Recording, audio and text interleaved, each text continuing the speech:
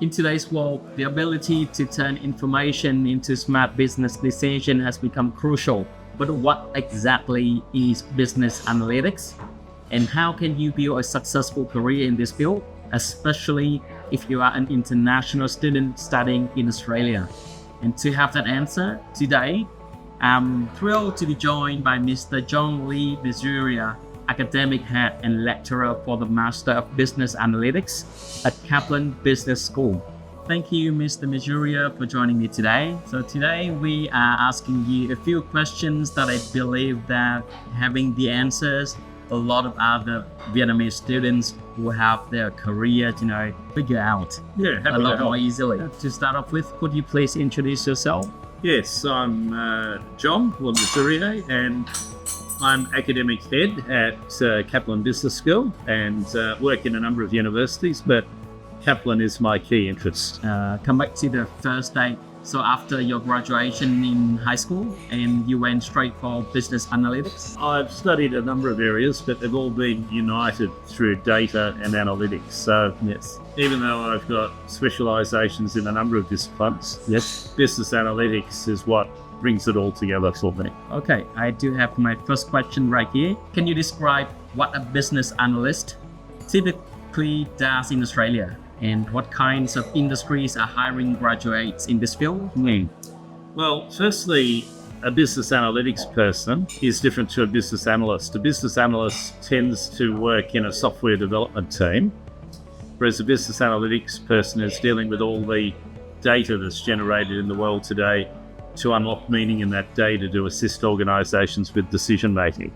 So that can be across any sector, government, commercial, non-government organisations. So employment opportunities are enormous simply because organisations today are placing a lot more importance on data-driven decision making, and so analytics people are in demand simply because they have the skills to process the data to generate the insight to enable decision makers to make more informed and data-driven decisions. Basically, business analysts, they translate the data? That's right. They translate data into insights. And so they need to identify what the question is. They need to work with data scientists to prepare the data. They need to work with IT professionals in order to understand what kind of software and programming can unlock the insight. So they prepare a model and then build a model, and then they extract insights from the model and tell a story with those insights. Yes. So what kinds of industries are hiring graduates in this field? Typically industries that place a lot of importance on data-driven decision making. So we see it, and I've always seen it in health. Yes. We also have it in education. We have it in the sciences. But many organisations in Australia today are placing more importance on customer experience and the customer journey. And so data is extracted right throughout that customer journey, and it's enabling organisations to be better placed to make decisions on how they can improve their customer experience and therefore grow their sales and profitability if they're in the commercial sector. But if they're in the government sector, they're doing likewise to better provide services for the constituents that are within that government area. Hence why in Australia there's diverse opportunities for employment when you've studied a Master of Business Analytics. Yes. Do you have a threshold of, because you have a large set of data to turn into something meaningful, but there has to be a threshold for that to be usable? That's where the business analytics person works with the IT and data scientists in order to make sure the data is in a format that can be used to build a model to extract insight from the model.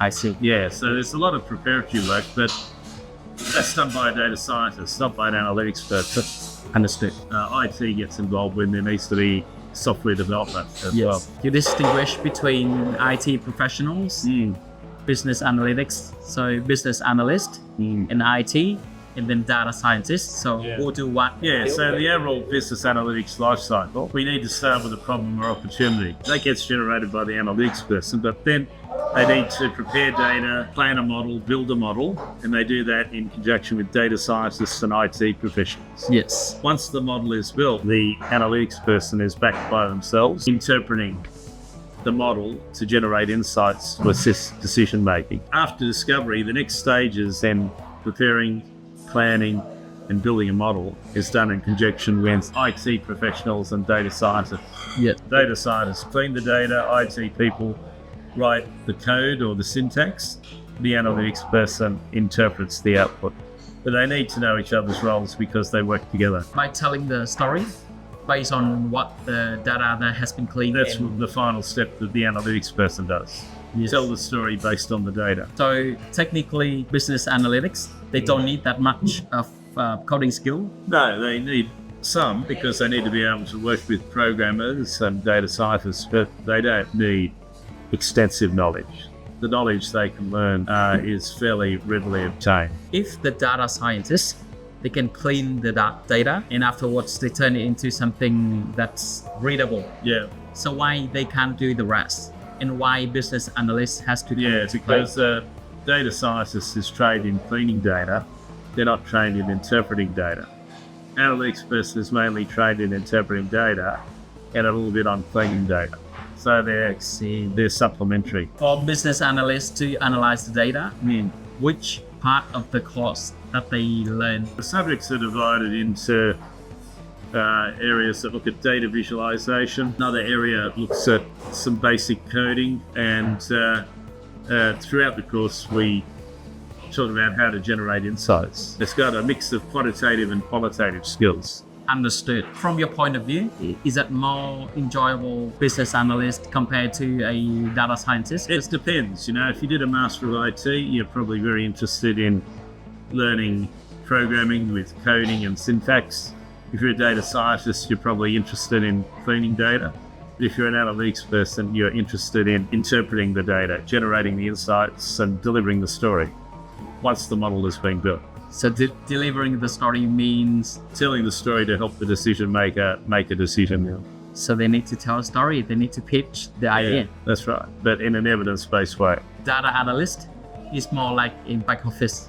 Yeah, where they work with the data only. That's right. Yeah, and the analytics person is more front office. So it's an important point for the students to know, which one is more suitable for them. Right. What's their interest at? How difficult is telling a story in data? Is that not really? Not if you've the technique, and we teach that also. Yes. Normally international students, they struggle with that? No, not really. We teach them how to do it. The second question I have for you, how does the Master of Business Analytics at KBS help students gain real-world skills that employs other people? Well, the Master of Business Analytics at Kaplan Business School is updated every 6 months to reflect current industry best practice. And so they're immediately employable because of the latest skills that employers are seeking. And because they're working with data and organisations are full of data, if they've got current skills in how to analyse the data to generate the insight, then they're immediately employable. Yes. Can you give us more detail on the practical learning and not just theory slogan at KBS? So the practical learning is that in the Master of Business Analytics, they learn some programming. So there's a bit of IT. Also work with a range of software. Yes. It's data visualization software, and they use the most recent software. Yes. In order to generate visualizations to convey the insights. So that's an example of how we remain current, because that software is updating all the time. And so we update the courses every 6 months. Yes. In line with the development of software. Understood. So the tool that they're using, and so they're studying the same tool as they use that. That's right. So in Australian organisations today, whether it's government or commercial, they'll use software like Python, they'll use data visualization tools such as Tableau and Power BI. Yes. And each of those tools are taught within the Master of Business Analytics. And as those tools evolve, the course gets upgraded so that they're leaving the course with software skills that reflect current best practice. Yes. And then KBS does have the long, what is that called? So there's the lifelong guarantee that allows students to redo the subjects if they so choose in order to be job Yes. ready Yes. if they feel that they haven't kept up with software, for example. So I've talked to some of our IT students. Mhm. They mentioned to me, okay, a few years ago, AI, the story of AI 3-4 years ago, what you could do with that. And nowadays, back then it can be a big milestone, but nowadays it becomes a simple step. Yeah. So obviously it's a huge change after in a short period of time. That's right. Data analytics, is that similar? Yes, analytics is changing with software because in order to analyze all the data in the world, you need software tools. Yes. And so analytics evolves with software. I see. So it changes in accordance with the pace of the software. Yeah, that's update. right. Yeah, just what you can do with data because the power's in the software. And so the students are learning the most up-to-date software to extract the meaning with the data. Can you share some examples of projects, internships, or hands-on learning the students will experience during the course? Yeah, so firstly, the assessments that they do reflect real-world scenarios. Yes. But then, secondly, the people at KBS that are involved in curriculum development are also practitioners in industry. Yes. And so we're always aware of any very recent development to build into our program. So, for example, recently I taught all the mid-managers at the Reserve Bank of Australia, which is Australia's central bank, Yes. how to do data visualizations with our software, and then that translated into other packages such as Power BI and Tableau.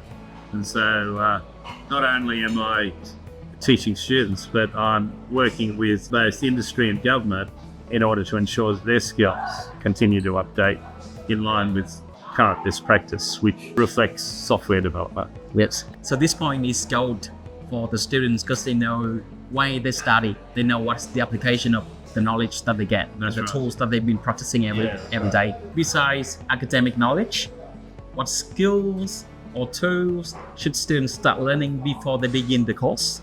Well, the people skills are very important with any discipline, but particularly in analytics because you're serving decision makers in your organisation. So at Kaplan, students are encouraged to work in groups. Yes. They have individual assessments, but also group assessments, and that's to reflect how they would work if they were employed. Not only working by themselves, but working with others and sharing ideas and presenting collectively as well as individually. So lots of students, they complain that when they do a group work, some of the teammates don't do their stuff. Yeah, so we have evaluation forms where team members evaluate each other's contribution. So if someone has not made a contribution, they're unlikely to be well received by the other team members, and that gets identified and they get a lesser mark. Yes. And I think it's right because at the end of the day, it's if that's the problem they're facing while they're studying, they may be facing the same issue when they go to work as well. Yeah, that's right. So we're And if they let things lie, and then it's going to be the same. That's right. So Yeah. when they study, it's an awesome opportunity for them to practice how to solve this type of we're situation. reflecting and simulating real life experiences. Yes, that's we talk about the skills. One skill very important, which is teamwork Yes. and problem solving as well. Yes. Data analytics roles require lots of skills, a lot of software. Yeah, it does. You mentioned Python, you Yes. mentioned Tableau.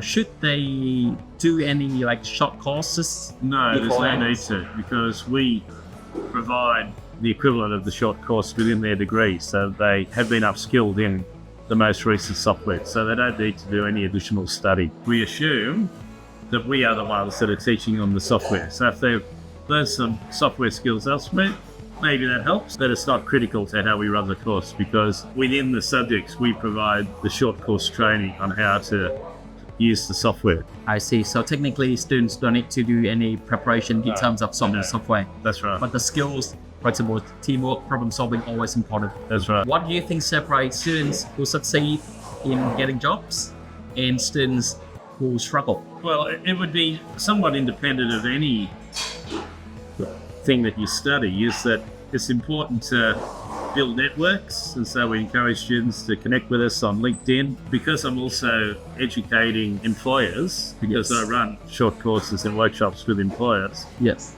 When I hear of a need from an employer, I can link it with my student base. Yes. So good students can get the connection from you. That's right. Are there a lot of students who understand that? The students who take initiative are the ones who'll get the job. Yeah. It doesn't matter what you study in life. If you're not prepared to make an effort, you probably won't receive anything. So we can assist them, but they've also got to make a bit of an effort to network with the resources we're providing. So that's what I talk to the students as well. So lots of the time when they come to an interview, they think that, it has to, in the CV, you have to show that a lot of experiences, a lot of expertise, but actually, after graduation from university, they don't have much. That's right. If they take initiative, yes, eventually they'll find a job that they're happy with. But attitude means everything for a fresh graduate role. People in Australia want positivity, people who can take initiative to work with others to solve problems. They don't want people who need you as their leader to solve the problem for them. Exactly. But they're the more employable ones. So the employability comes from that. Yeah, that's right. And then is it incorporated in the course? That's right. We have some subjects that directly build on employability skills. And that's why we have team-based assessments to encourage them to give presentations to others. Because even though we don't have exams, our assessments are based on simulating real-world experiences. Yes. Thank you, Mr. Mesurier, for joining me with the interview. I believe you've given a lot of insights to our students, and enjoy your time in Vietnam. Good. Wish you all the best. All right. Thank you. Thank you very much, Noel.